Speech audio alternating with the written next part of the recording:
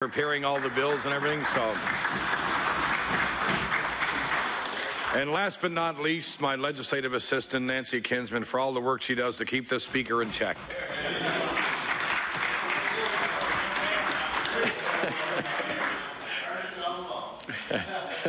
Orders of the day, oral questions put by members to minister. The time now is 12:57. We will finish at 1:57. The Leader of the Official Opposition. Thank you, Mr. Speaker. Yesterday, the Premier revealed that his government had commissioned a secret $85,000 study on the viability of the muskrat and alternatives to this project, Mr. Speaker. My question to the Premier, why did the Premier withhold the facts that the study has been underway since September? The Honourable the Premier. Mr. Speaker, the important fact here, of course, is that the study is being done. An analysis is being done to compare all of the alternatives for Muskrat Falls to ensure that Nova Scotians get the fairest and lowest power rates. That is our commitment. Our commitment is to make sure that the project is well researched, well analyzed, that the appropriate models are put in place, because and I don't think this would come as a surprise to the Leader of the Opposition. We don't want to be in a position where the Utility and Review Board is just relying on the opinion generated by Emera or by Nova Scotia Power. So it's in the best interest of the people of Nova Scotia that the report be done, and be done well in advance of the Utility and Review Board. The Honourable Leader of the Official Opposition on his first supplementary. Mr. Speaker, opposition parties have asked upwards of 20 questions, Mr. Speaker, discussed this matter during opposition business numerous times, and even held 2 emergency debates in this session, Mr. Speaker, one of which the Premier called for himself, and yet he did not disclose the fact that there was this study ongoing. So my question to the Premier, will the Premier... Sorry, I'm sure you called for that, Premier. I want to give you credit. I want to give you credit for doing something this session, Mr. Speaker. Mr. Speaker, will the Premier release the terms and reference of this study, Mr. Speaker, immediately? Honourable the Premier. Mr. Speaker, I don't really have any problem with the release of terms of reference. What they will show is exactly what I've said, which is it is to look at the comparison of the various available projects that might be able to supply Nova Scotians. Because we here on this side, what we are committed to is ensuring that Nova Scotians get the lowest, fairest electricity rates, unlike the Liberals who have a plan of deregulation that would drive up power rates 30 to 50%. The Honourable Leader of the Official Opposition on his final supplementary. Speaker, Nova Scotians already know the NDP government have driven up power rates 30%, Mr. Speaker. Mr. Speaker, I'm pleased that the Premier will release today the terms of reference around the study, but I wonder if the Premier could also tell this House why he dished out an $85,000 contract untendered. Could the Premier explain to this House why that went untendered? Honourable the Premier. Mr. Speaker, in fact, there was a comprehensive process that was in place to choose the renewable electricity administrator. They went out they went out through a number of proposals because there was no response. The renewable electricity administrator, among everything else, has knowledge about the Atlantic Canadian market. They have already had the experience associated with a lot of the background research. So this person and this company was in the best position to be able to complete the work on a timely basis. The Honourable Leader of the Progressive Conservative Party. Thank you, Mr. Speaker. Mr. Speaker, yesterday the Premier unveiled that his government has been doing a secret study on Muskrat Falls for months. Not only did he keep it a secret from the people of Nova Scotia, Mr. Speaker, but at least 2 occasions during emergency debate in this House, on the very topic of an independent review of Muskrat Falls, the Premier failed to disclose that he was doing just such a review. Mr. Speaker, now we know that he handpicked the consultant doing the Muskrat Falls review. So, Mr. Speaker, my question to the Premier, did he handpick his own consultant to do the review to ensure that Nova Scotians did not know what he was up to? Honourable the Premier. Mr. Speaker, it's kind of an odd assertion, isn't it? I mean, I announced the study yesterday in front of 500 people at the Chamber of Commerce, so it's difficult to understand how that could possibly be construed as a secret. What is not a secret, Mr. Speaker, is that the company that was chosen to do this was chosen through a process to be the Renewable Electricity Administrator, did work with respect to the coal regulations that the federal government brought in, and is in the best position to deliver the best value to the people of Nova Scotia so that they can be assured that they will benefit from the lowest and fairest rates.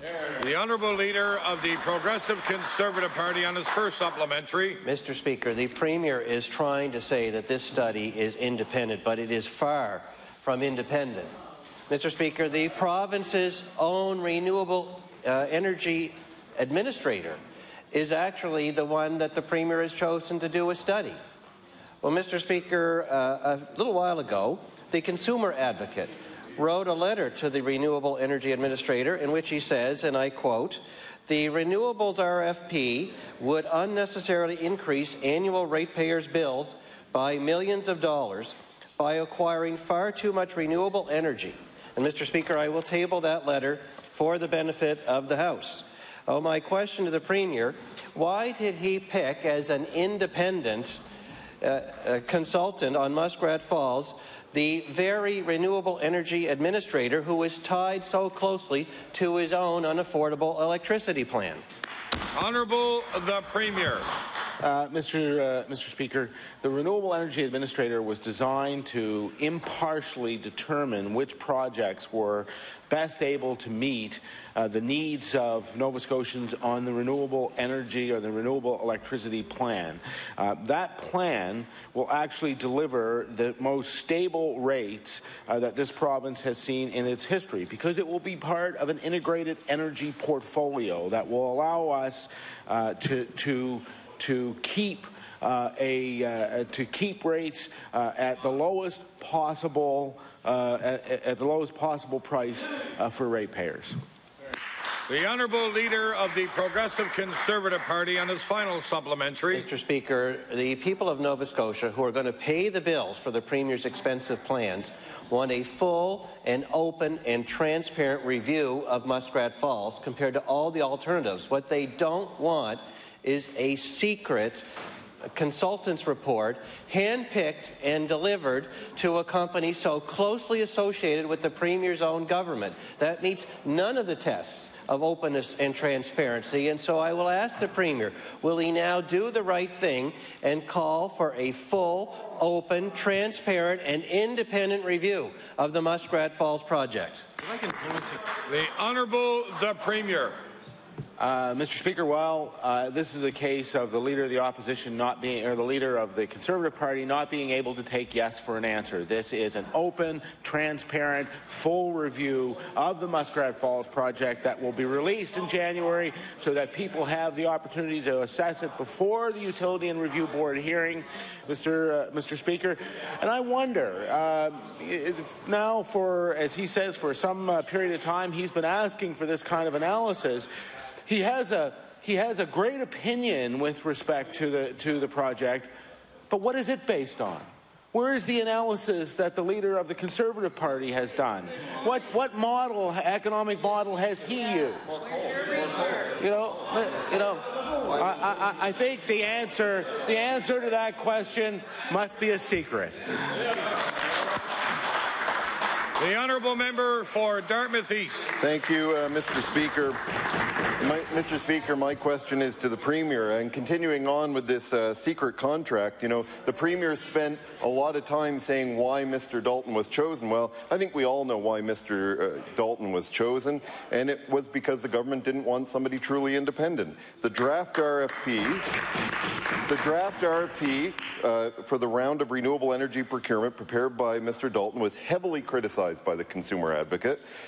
Mr. Dalton refused to accept any of the fundamental changes because the rules set by the government wouldn't allow such changes. So, Mr. Speaker, will the Premier explain how a consultant with a history of just simply following the NDP line would provide a truly independent review of Muskrat Falls? Honourable the Premier. Mr. Speaker, the Dalton company was chosen after an exhaustive review where there were proposals brought forward, examined as to their completeness, and he was chosen because not only of the past expertise that he had, but because he was able to do an analysis of these projects in a completely independent fashion. Mr. Speaker, this is serving the most basic needs in our system, one where all of the applications that came forward were being reviewed transparently, independently, and fairly. The honourable member for Dartmouth East on his first supplementary. Well, Mr. Speaker, that search was so exhaustive it didn't include a tender or an RFP. I'm just amazed. We know Mr. Dalton's history in Nova Scotia. According to the Consumer Advocate, quote, Mr. Dalton's decisions were, quote, unnecessarily increasing ratepayer bills by millions of dollars, and I'll table that. The Premier has said Mr. Dalton was chosen because he knows the energy market in Nova Scotia. Well, many other people do, too. But Mr. Dalton's history is partnering with the NDP to unnecessarily raise power bills. Mr. Speaker, will the Premier admit that his choice of Mr. Dalton, who the Consumer Advocate accused of unnecessarily increasing ratepayer bills by millions of dollars, was not at all about ensuring that Muskrat Falls is the most affordable option, but rather about ensuring someone was picked who would endorse the NDP's continued track for higher power rates and the Premier's decision to move forward with the project without even knowing the costs?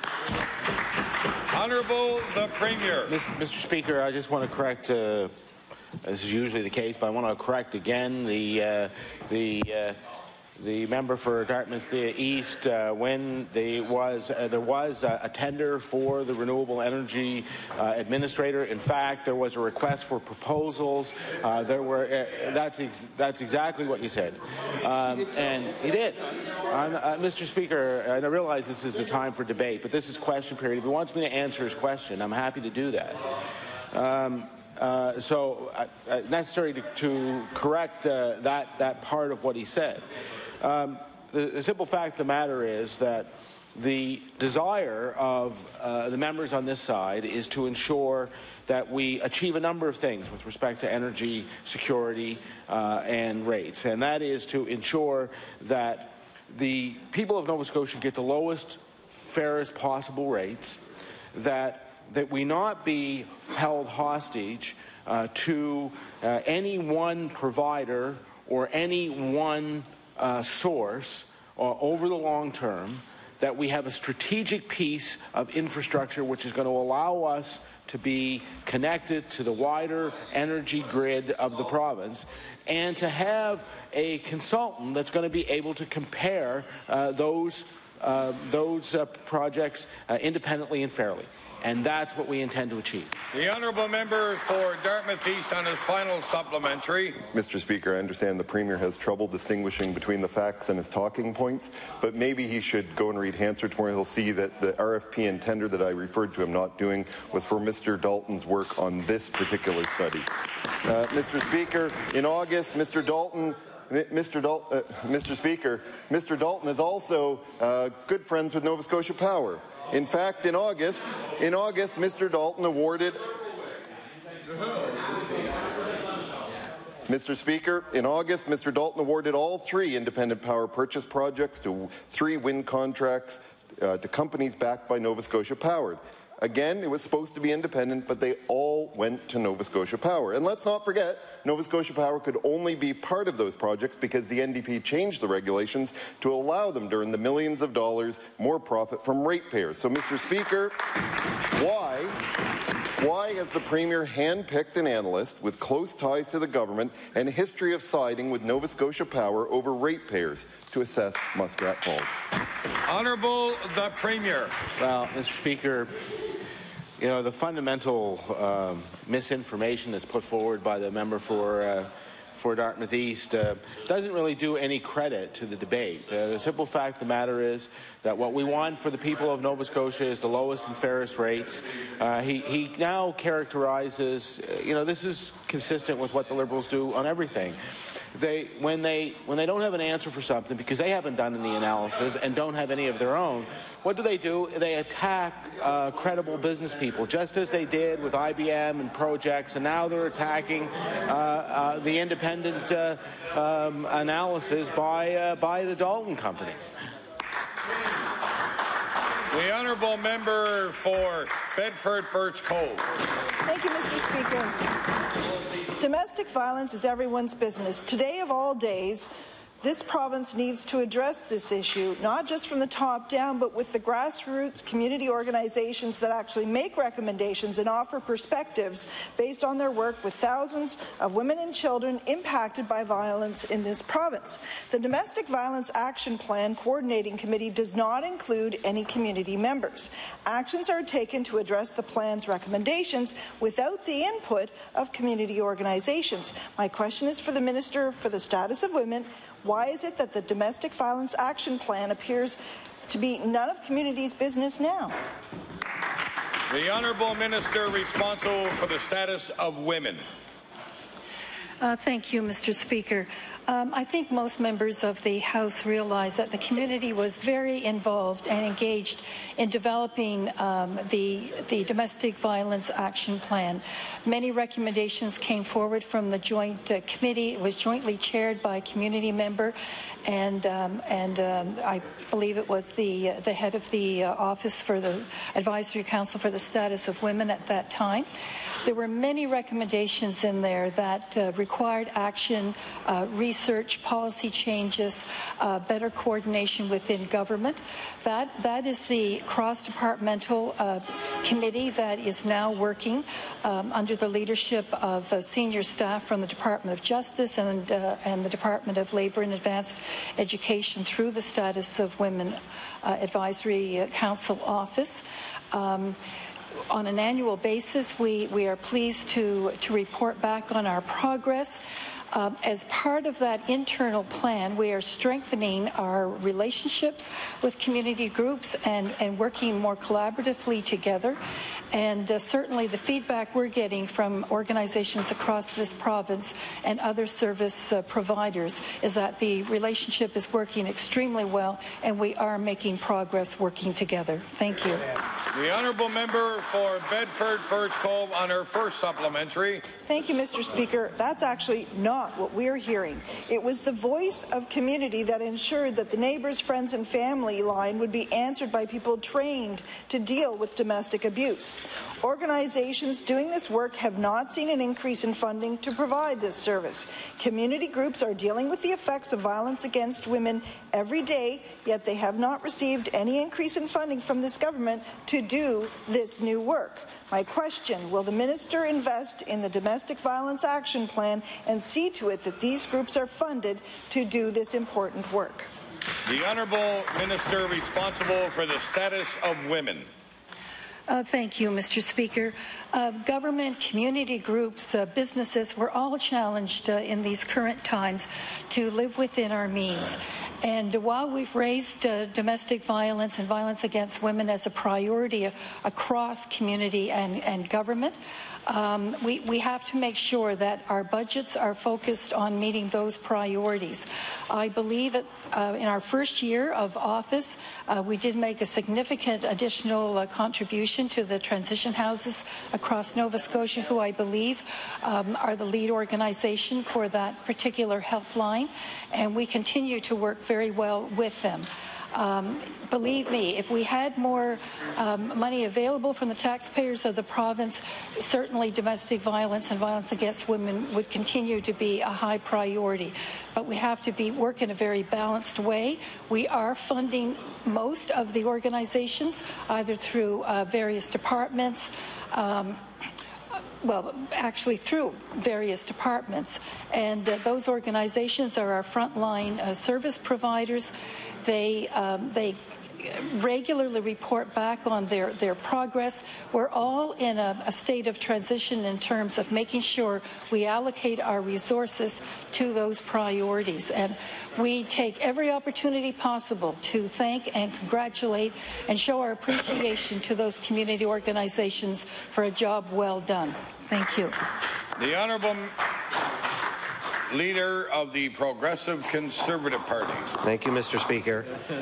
Mr. Speaker, to the Premier, today is the National Day of Remembrance and Action on Violence Against Women, an important time for all of us to reflect on the issue of violence against women and girls in Nova Scotia.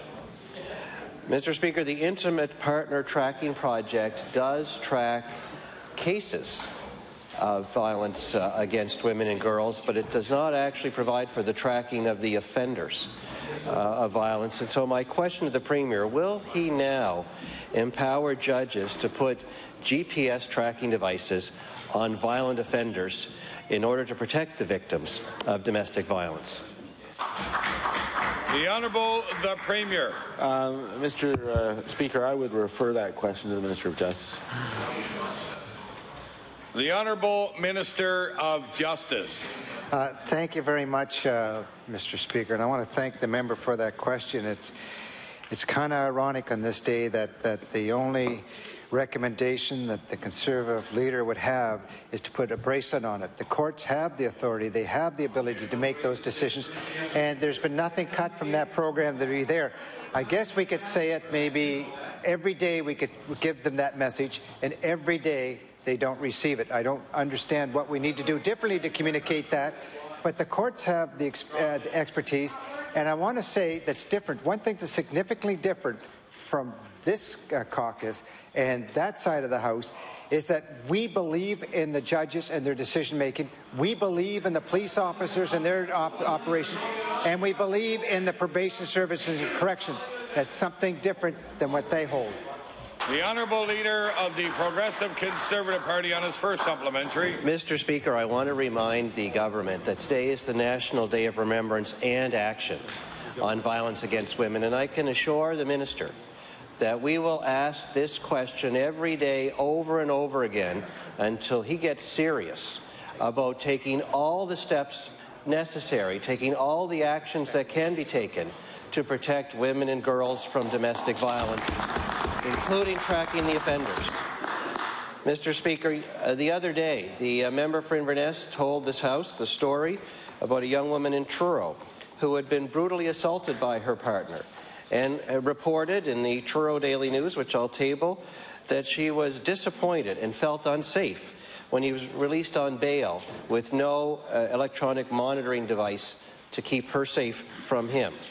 Mr. Speaker, in the Intimate Partner Violence Tracking Report, it's very clear that 59% of violent offenders had as a condition of their release that they have no contact with the victim. And the sad truth is that too often that condition is ignored, Mr. Speaker, and women are at risk all over again. With that knowledge from the government's own report, I'll ask the Premier, will he ensure that there is no further violation of the conditions of release, such as staying away from the victim, by reinstating the GPS electronic monitoring program to keep women and girls safe? Honourable the Premier. Mr. Speaker, I'll refer that to the Minister of Justice. The Honourable Minister of Justice. Thank you. Thank you for that question. I just want to make something very clear, and I've said it in this House before. I spent 35-plus years as a police officer, and this issue is very important to me, and I'm very committed to the safety and take that seriously. And any allegations to the contrary, I take exception to. What I want to focus on is the fact that this government put forth the Domestic Violence Court. And in that court, it's a matter of trying to get people to take responsibility and accountability to change behaviors. I know that when the Conservatives get up here and ask questions, that they want to build more jails and they want to put more people in jails. But remember, we're dealing with family structures, and although people make mistakes and they make poor judgments and they make decisions that can impact the community and the family, but without education, without processes to give supports both to the victims and to the people that are committing the crimes to change behavior, you're going to continually have the same circle of violence and breaches in society's rules. So the difference is here, the Conservatives believe in building jails and filling them, not building families and educating the community. Honourable, the Leader of the Progressive Conservative Party on his final supplementary. Thank you, Mr. Speaker. I'm glad to hear that the Minister says this is an important issue to him. I wish he would realize how important this issue is to the victims and their families of the women and young girls of Nova Scotia, Mr. Speaker. It's them that we should be focused on, not what's important to the Minister. And I would only further say that rather than spending his time making up what he believes is the philosophy of progressive Conservatives, perhaps he should read the reports of his own government, because the Intimate Partner Violence Tracking Project reports that when a term of probation is imposed on a sentence of probation is imposed on a domestic violence offender, that in 87% of guilty cases they're released on probation.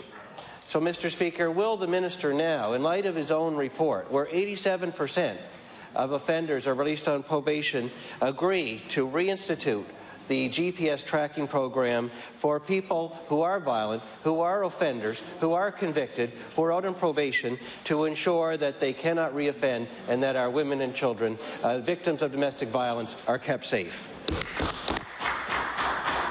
The Honourable Minister of Justice. Thank you, Mr. Speaker.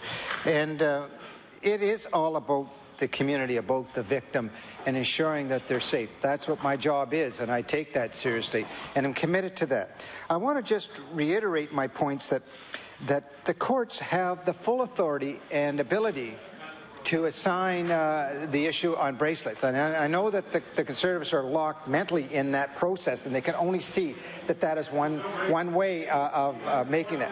They are available, they are within the system, and the difference between that government side of the House and this side of the House is, I will reiterate and I will state again, the Conservatives believe in building jails and filling them. The Honourable Member for Halifax Clayton Park.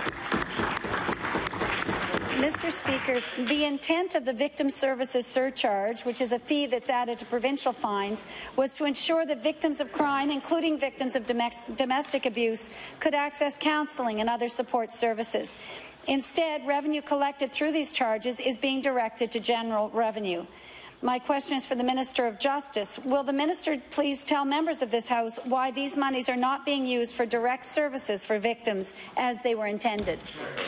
The Honourable Minister of Justice.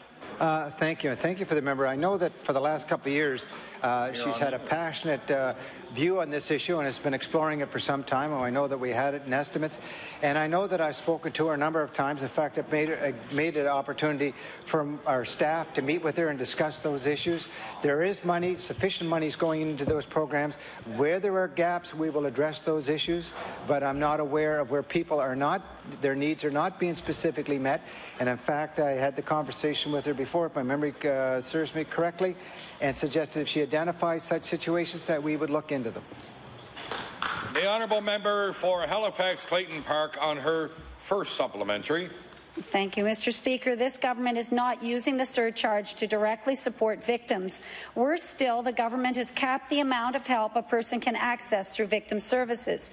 Mr. Speaker, some people find their lives absolutely shattered by crime, and healing is a very individual process. You cannot put a cap on that. Will the Minister of Justice stand up for victims today and remove the limitations on how much counselling a victim can receive through victim services? The Honourable Minister of Justice. Thank you, Mr. Speaker. any victim, my heart goes out to a person that has been victimized in our society. We're a community that's judged by the way that we deal with our most vulnerable, and a victim is certainly a vulnerable person within our community. There is sufficient funding there, and should there be specific needs on a case-by-case basis for additional support, I've assured the member before that that would be looked into. So if she has something specific that she's trying to get at, then we'd be very happy to examine that issue. The Honourable Leader of the Progressive Conservative Party. Thank you, Mr. Speaker. Mr. Speaker, yesterday the Premier told Nova Scotians at the Halifax Chamber lunch that his secret study into Muskrat Falls is able to look at all alternatives, including natural gas.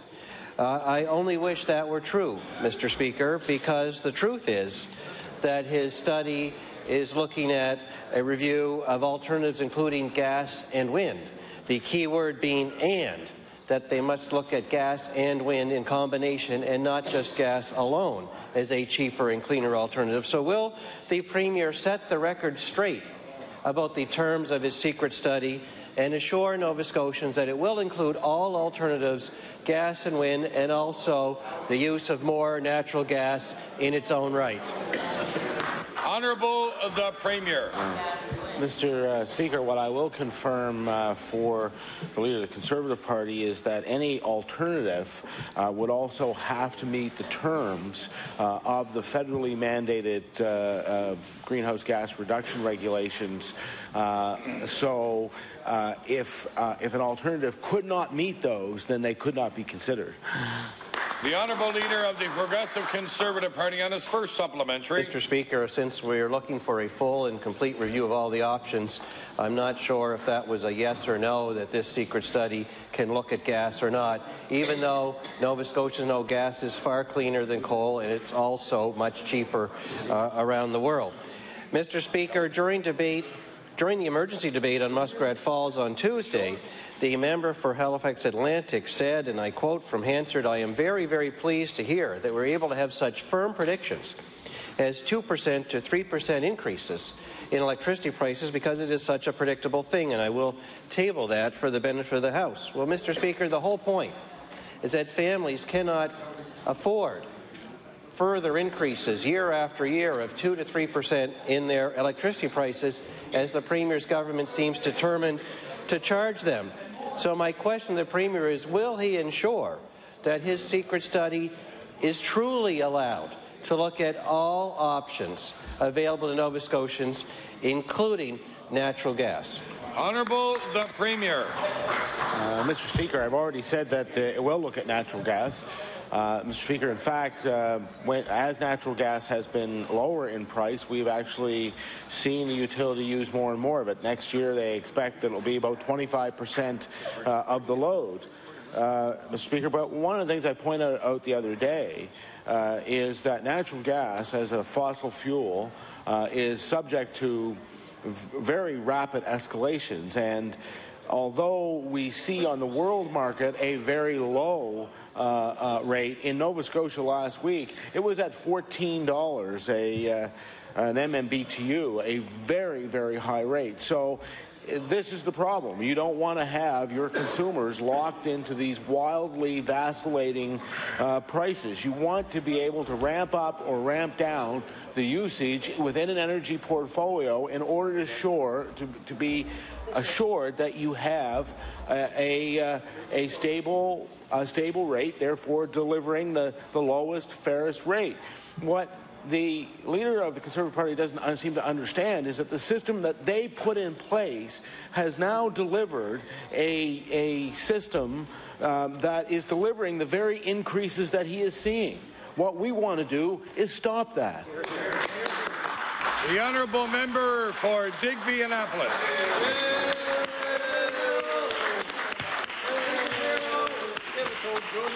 Thank you, Mr. Speaker. Mr. Speaker, my question is for the Minister of Health and Wellness.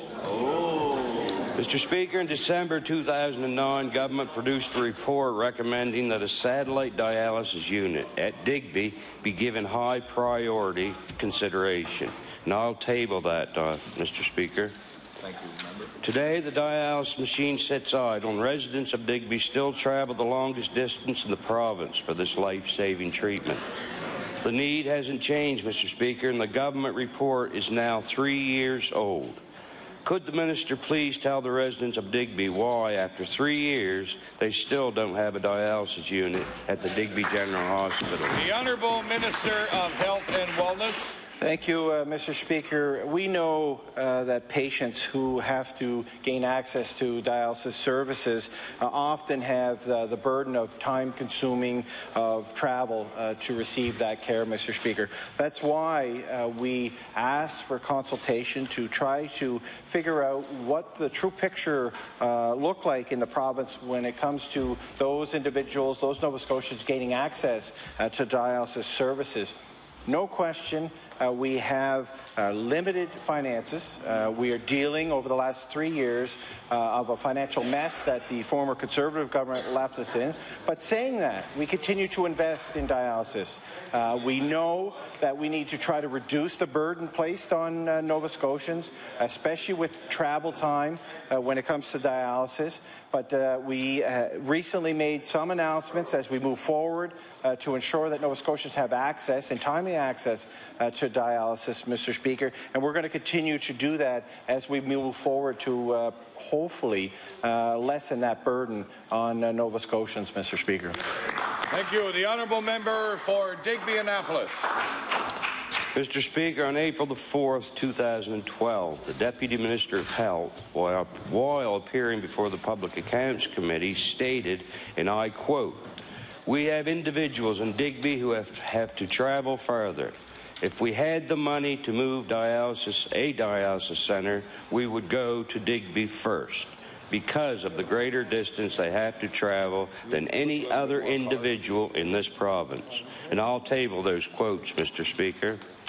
Mr. Speaker, last week, necessary funding for a dialysis unit was announced for the Valley Regional Hospital, despite commitments made by the Deputy Minister of Health and Wellness that Digby would be first.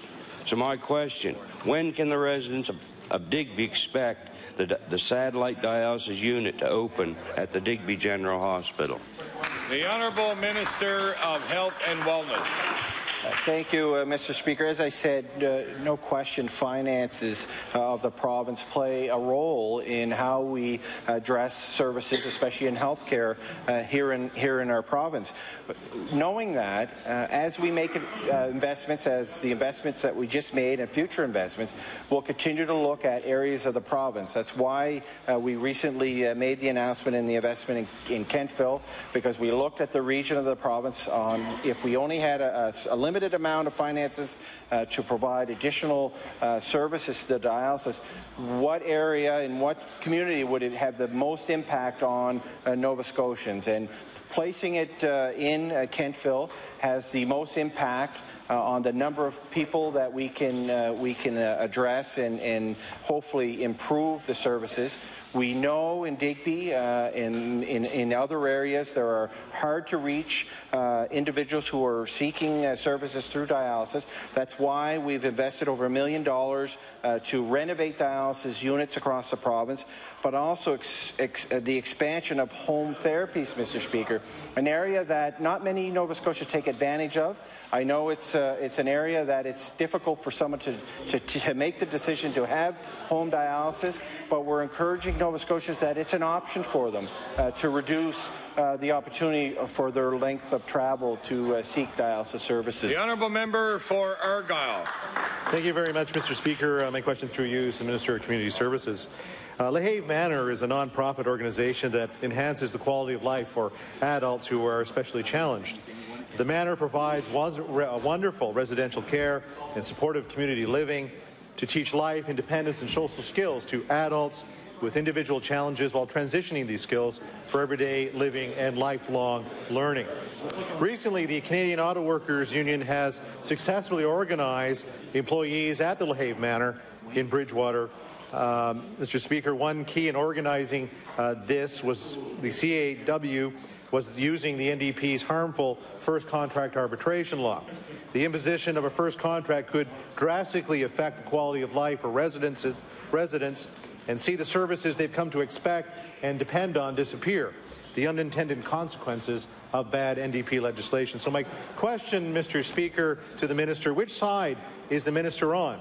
Will she stand alongside her Cabinet colleagues and continue to defend the NDP's harmful first contract legislation, or will she stand up for the vulnerable men and women who have depended on the services provided by Lehave Manor and urge her boss to scrap the bad law? Honourable the Minister of Community Services. Mr. Speaker, certainly the Lehave Manor, I know it well. I know the participants that go there and staff, and that it's a fabulous service provider for us. I think it's fairly ridiculous that the member would stretch a story that far to think that because there is an opportunity for unionization there, if there's a decision of the employees to go that route, that would anyway ill affect the operation of Lehave Manor. I mean, that's really stretching it. Thank you. The honourable member for Argyll on his first supplementary. Mr. Speaker, the Minister knows full well that bad NDP legislation is the source of the problems that are now facing the residents of the Lehave Manor. The contract put forth to the board could have had a devastating effect on the programs and services provided to the residents, programs that those individuals depend on. Programs for people with special needs may be cut, and the people who run these programs could lose their jobs. Mr. Speaker, my question to the Minister, when will the Minister decide to take the job seriously and stop protecting NDP bad laws and start protecting the vulnerable residents who depend on the services provided by this Minister? The Honourable Minister of Community Services. Mr. Speaker, I know it's the last day, so he must be hallucinating. I'd like to pass that along to my honourable member. Order, please. Order. Tell us how you lost Talbot. Order. Order. That is unparliamentary, and I would remind the honourable member to please retract that comment. Thank you. Comment. I will once again say how much he is absolutely stretching the truth of his situation. There's many places in this, stretching the story, let me say, Mr. Speaker, because of the fact that there's many places throughout this province that will function very well with or without a union, and that the people of Lehave Manor will be very well taken care of as they always have been taken care of. Thank you. And then I'll pass. The honourable member for Dartmouth. Thank you, Mr. Speaker. Mr. Speaker, it was learned recently that the YMCA and pool facility at Nova Scotia Community College's Akerley campus is under threat of closure. 5 years ago, a deal was reached between the Nova Scotia Community College, the YMCA, HRM, and the province to keep the facility open, which is a resource used by students, the community, the Boys and Girls Club, and many others. It now seems it may close because the province and Nova Scotia Community College seem unwilling to consider creative options to expand classroom space without removing the pool. And that's despite the fact that the province put $500,000 into renovating the pool just a few years ago, and I will table that. Mr. Speaker, my question is for the Minister of Transportation and Infrastructure Renewal, who is responsible for the facility there. Why is the government allowing the pool and YMCA facility at Akerley campus to close? The Honourable Minister of Transportation, Infrastructure Renewal. Thank you very much, Mr. Speaker, and I would like to pass that question on to the Minister in charge of Labour and Advanced Education. The Honourable Minister of Labour and Advanced Education. Thank you, Mr. Speaker. I am aware that there are discussions and negotiations going on between the Y and the community college. I don't believe any decisions have been made. Certainly on both sides. I know the Y is also sort of reorganizing its programs and services, taking a close look at its budget requirements. To this point, the community college has offered free space to the Y, and they also are going through a period of analyzing their space needs. And, you know, I certainly will await the outcome of those discussions and negotiations. Thank you. The honourable member for Dartmouth East on his first supplementary.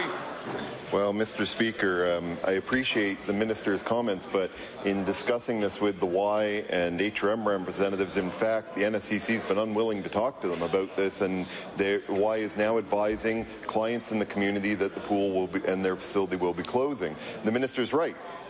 The community college, in return for reduced rates at the Y for NSC students, was giving them free rent, and the municipality was kicking in a cash contribution each year. So now it seems Dartmouth East lost a rink under the watch of the Tories, and now will lose the pool in the YMCA under the watch of the NDP. There are many options, and this is about getting together and finding a solution after the province has put $500,000 into renovating that pool. So, Mr. Speaker, will the minister agree to meet with the Y, representatives of the community college, HRM staff, and community leaders to find an alternative to the Y and the pool closing? The Honourable Minister of Labour and Advanced Education. Thank you, Mr. Speaker. I actually have asked the president of the community college to brief me on some of those issues, and that meeting will be held shortly. After that, we can make a decision about expanding that to include the community partners. But as the honourable member knows, that's certainly my approach, to bring people around the table and discuss these issues and try to come to a resolution that will have the least negative impact on everyone and continue much-needed services throughout our province. So I will go ahead with my meeting with the president of the community college, and based on the information that's shared at that meeting, we can make a decision about, as I said, extending that to other stakeholder groups. So I thank him for the suggestion. The honourable member for Bedford Birch Cove. Mr. Speaker, the Bedford Waterfront Development Corporation approved a plan to infill and develop a 39-acre site on the Bedford waterfront back in 1985. The community group, Save Bedford Waterfront, is concerned the infill plan will envelop Crosby Island and the adjacent reef. My question is to the Minister of Environment. How did the Waterfront Development Corporation incorporate the federal environmental screening from 2002 of the two privately owned water lots into the original 1988 approval? The Honourable Minister of Fisheries. Thank you very much. And to the member opposite, again, this question has been raised a number of times, and I thank her for the question, but I can tell you that the slate, the material they used for the infilling, has been approved by the federal government, and this is a project that's been looked at a number of times, and I thank the member opposite for bringing that question forward. Thank you. The honourable member for Bedford Birch Cove on her first supplementary. Mr. Speaker, this is not the first time I've raised this issue, and I would really like to be able to get some answers from the minister about the waterfront. My question to the minister: have there been any studies done at all into the effect of the infilling on the ecosystem at the Bedford waterfront since 2002? The Honourable Minister of Fisheries. Thank you very much again to the member opposite. Again, this question has been raised here. I can tell you the proper channels has been followed in this project. The federal government has been evaluating this, and this has been followed due process. Again, thank you for bringing this question forward. The honourable member for Victoria the Lakes. Thank you, Mr. Speaker. Mr. Speaker, the NDP's attack on job creators continues. Egg Studios recently announced they will continue to pursue legal recourse in a judicial review appeal to the Supreme Court in their effort to reverse the decision of the NDP's new labour law under NDP law to certify a group of technical employees earlier this year. Egg is not anti-union, Mr. Speaker. They're a responsible employer who negotiates in good faith. The problem lies in the fact that the NDP's new labour board under NDP law has granted IATSE certification to a designation of people Egg hires for an average of 5 days a year.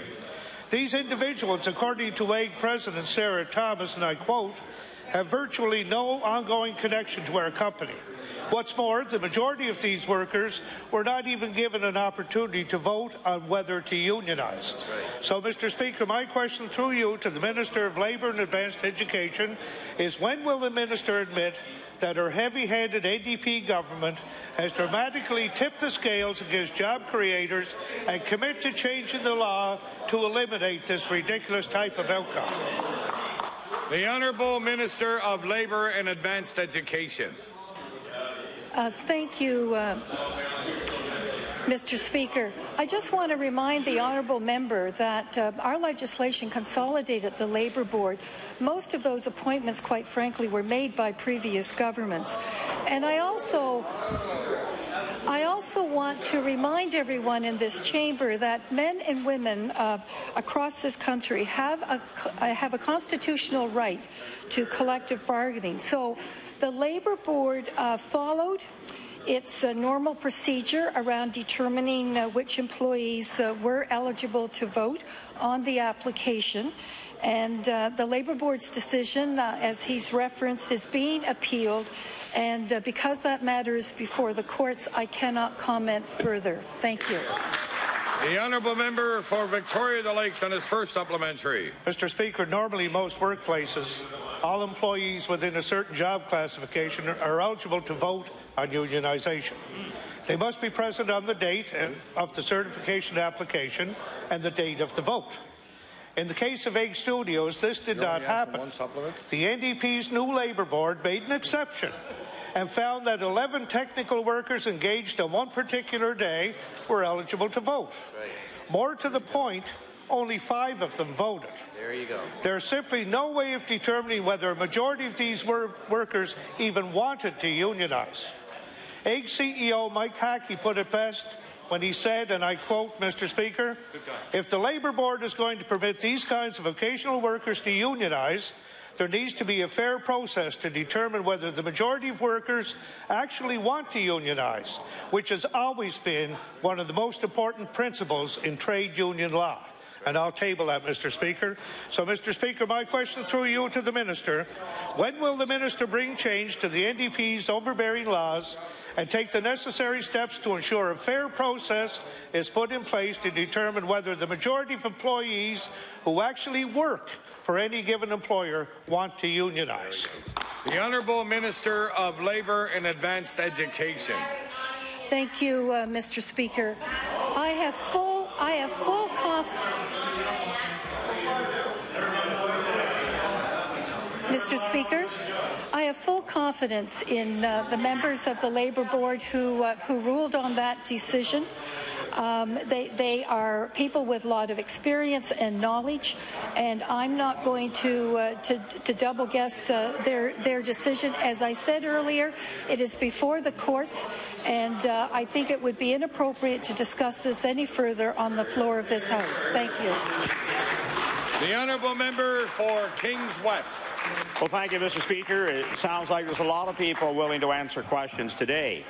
Mr. Speaker, 3 years ago this month, the Nova Scotia Renal Program Satellite Dialysis Implementation Plan was completed, and last week, government announced a piece of this plan would announce a new dialysis unit in the Valley Regional Hospital. While government will spin this as adding extra capacity to our dialysis program, the reality is this same implementation plan outlines a recommendation to close the dialysis unit in Berwick. Will the Berwick dialysis unit close once the Valley unit opens, yes or no? The Honourable Minister of Health and Wellness.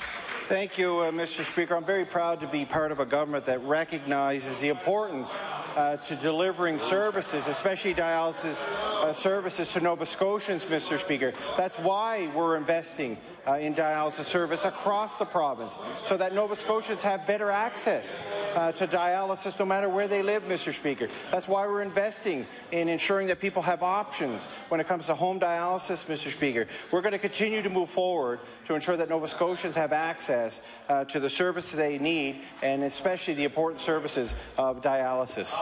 The Honourable Member for Inverness. Mr. Speaker, my question is for the Minister of Labour. Nicholas Carroll is a young man from Marguerite. He undertook a 2-year program at the Nova Scotia Community College, and today he is doing something he couldn't do here. He is working in Alberta. In Alberta, Nicholas found non-unionized work. Then he flew home to Sydney to pick up his apprenticeship papers. He returned months later only to discover that the time he spent working in Alberta would not count towards getting his apprenticeship papers. I spoke to him on the phone just today, Mr. Speaker. He spent $3,000 flying back and forth. The reason for not signing his papers, Nova Scotia does not have a partnership. Mr. Speaker, the reason for not signing his papers, and Mr. Speaker, we don't find this funny, and neither does Nicholas. Nova Scotians do not have a partnership. Nova Scotia does not have a partnership with Alberta that allows Nicholas 2 years spent learning his trade here in his home province to be recognized by Alberta's Apprenticeship Board. My question, will the minister pursue an agreement with the government of Alberta that ensures young Nova Scotians like Nicholas Carroll, who leave the province for job experiences and training, are properly supported? The Honourable Minister of Labour and Advanced Education. Thank you, Mr. Speaker. There are many aspects to that particular situation, and I would suggest, as I've offered for all members in this House, if they have a particular situation, to bring it to the department, and we'll try to work through it. But on the broader issue, it is true that Alberta doesn't recognize the hours through the pre-apprenticeship program here in Nova Scotia. We are in negotiations with that province to show the quality of the programming here in Nova Scotia, and I am very hopeful that we will get equal recognition, an articulation agreement in place. Certainly, our staff in Nova Scotia are doing everything possible to make sure that all hours are being recognized, and I would encourage the member to take that particular situation to our staff or ask that individual to contact the regional officer, and we will try to be as accommodating as possible. Thank you. The honourable member for Inverness on his first supplementary. Well, Mr. Speaker, maybe it wasn't such a bad question after all. So young people like Nicholas, they rarely want to head to Alberta or elsewhere. They would much rather stay closer to home and closer to family. The problem stems from a lack of jobs here in this province. Now, Mr. Speaker, for Nova Scotians heading to Alberta for work, the only way they can get their apprenticeship paper signed is if they can find union work, because the union must become the employer, or else the work experience does not count. So to help people like Nicholas, this has to change. Mr. Speaker, my question, will the Minister of Labour remove roadblocks for people like Nicholas? As she says, it sounds like she's working towards it, which is a good thing, so that we can help people like him get started in their careers. The Honourable Minister of Labour and Advanced Education. Thank you, Mr. Speaker. I realize that this is a complex issue, but I have to say the honourable member is totally wrong. There is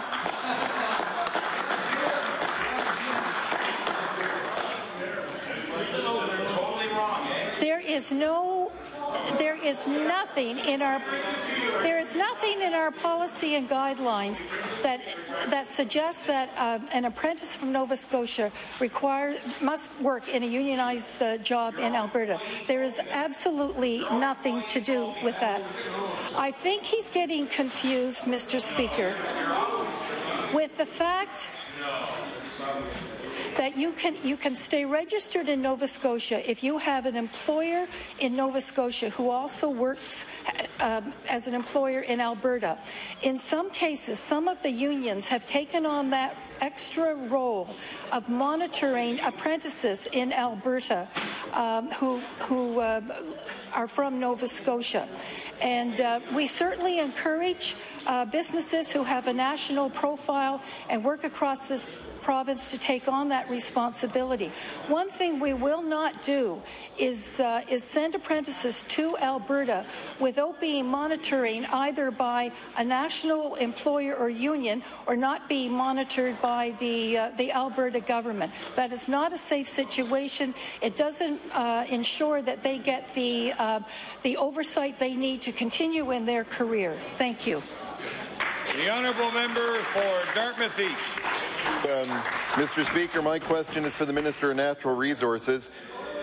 When was the last time the Nova Scotia Primary Forest Products Marketing Board met to discuss important matters, or any matters for that matter, of the primary forest producers in this province?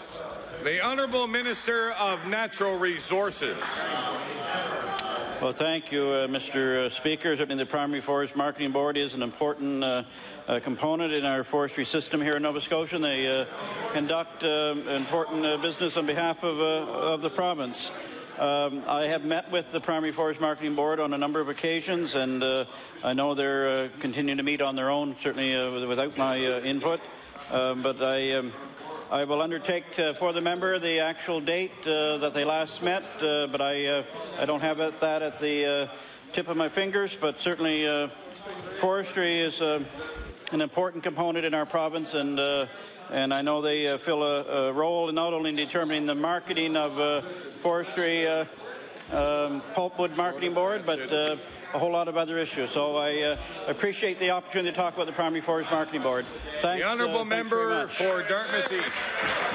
Mr. Speaker, according to the board's website, they haven't met since 2008. So I'd like to know how the minister met with the board since they haven't met since 2008, according to their own website. You know, he must have known. Order. The time allotted for oral questions put by members to ministers has expired. I will now recognize the honourable member for Argyll on an introduction. Merci beaucoup, Monsieur le Président. J'aimerais faire l'introduction de quelques personnes qui sont ici dans les tribunaux. Et je les demanderai de se lever debout pour recevoir l'accueil de l'Assemblée.